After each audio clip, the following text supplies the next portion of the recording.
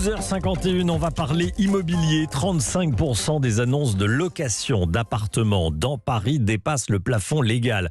Vous savez qu'il y a un plafonnement des loyers. On découvre ce chiffre dans une étude de la Fondation Abbé Pierre et de la mairie de Paris. On est en direct avec Manuel Domergue. Bonjour Manuel Domergue. Bonjour. Vous êtes directeur des études de la Fondation Abbé Pierre et c'est vous qui avez donc travaillé, qui avez réalisé cette étude. Les 2/3 des annonces respectent le plafond, donc les 2/3, et pour celles qui sont hors cadre, les 35%. Est-ce qu'il y a un type particulier d'annonce qui dépasse le plafond ?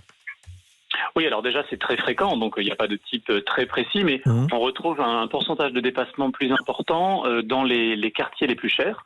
Là où il y a une tension, donc là où les propriétaires savent qu'ils vont trouver des locataires, même s'ils pratiquent des loyers indécents. Et puis aussi sur les petits logements, les studios, les 2 pièces, parce qu'on sait que c'est là aussi qu'il y a une demande très forte. Et donc en fait, l'encadrement des loyers, il est utile là où justement les bailleurs, avec uniquement le marché, pourraient s'en passer. Ça veut dire qu'il y a des petites annonces dans des agences immobilières qui dépassent le plafond ? Oui, tout à fait, c'est très fréquent.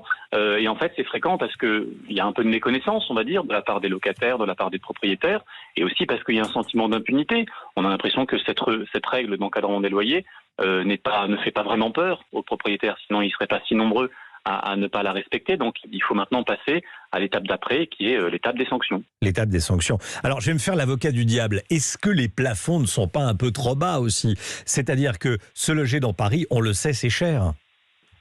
Oui, alors les plafonds, ils se basent sur le niveau du marché. Et ils accordent 20% au-dessus du marché, au-dessus du loyer médian, quartier par quartier. Donc ceux qui dépassent ce niveau-là, ça veut dire qu'ils sont vraiment très au-dessus du marché. Donc il faut à un moment ramener un peu tout le monde à la raison. Et je rappelle qu'à Paris, le niveau autorisé, il est déjà très haut. On parle de 25-30 euros du mètre carré autorisé. Donc là, les 35% d'annonces qui sont au-dessus sont vraiment des loyers qui deviennent aberrants. Des loyers aberrants. Et on entend parfois les propriétaires qui disent, si je peux pas louer au prix, écoutez, moi je revends mon studio, je revends mon 2 pièces, et puis voilà. Et je fais pas de travaux dedans. Oui, alors, vous savez, s'il y a beaucoup de gens qui vendent leur logement, ça fait baisser les prix des logements. Donc, au final, c'est pas quelque chose qui serait catastrophique. Et puis, le niveau des loyers est tellement élevé à Paris qu'il y a encore un peu de marge. Et de toute façon, on sait qu'il y a une attractivité très forte pour être propriétaire immobilier à Paris quand on en a les moyens, à la fois pour toucher des loyers qui sont élevés même quand on respecte l'encadrement des loyers, et aussi parce que le niveau des prix monte, et donc beaucoup de propriétaires espèrent faire une plus-value dans 5 ans, 10 ans ou 15 ans. Donc aujourd'hui, la rentabilité des logements locatifs privés à Paris, même avec l'encadrement, elle est assurée. Très bien. Merci beaucoup Manuel Domergue.